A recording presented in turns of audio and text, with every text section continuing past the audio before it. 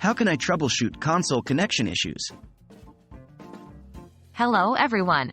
Today, we'll be learning about how to troubleshoot console connection issues. This is a common problem that can arise in a variety of situations, but don't worry, we're going to break down the steps to help you identify and fix the problem. Let's dive right in. Is your console powered on? First things first, it might sound simple, but always make sure your console is powered on. Check if the power light is on and the console responds to input. This is a simple but crucial step in troubleshooting connection issues. Are all your cables connected properly? The next thing you should check are the connections. Are all your cables plugged in correctly and securely?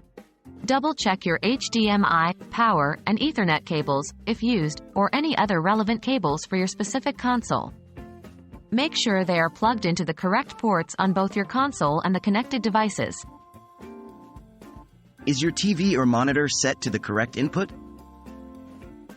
Now let's turn to your TV or monitor. If your console is on and your cables are connected correctly, but you're still having issues, make sure your TV or monitor is set to the correct input. This can usually be adjusted using the remote control for your screen.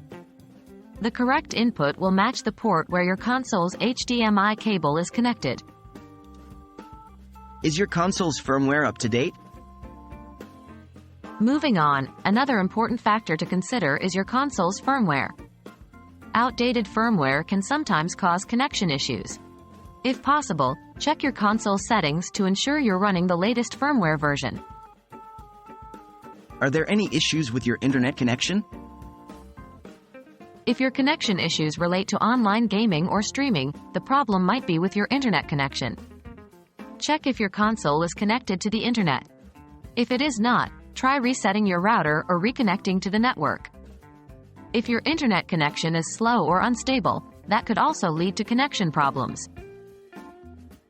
And there you have it. By following these steps, you should be able to identify and address most console connection issues.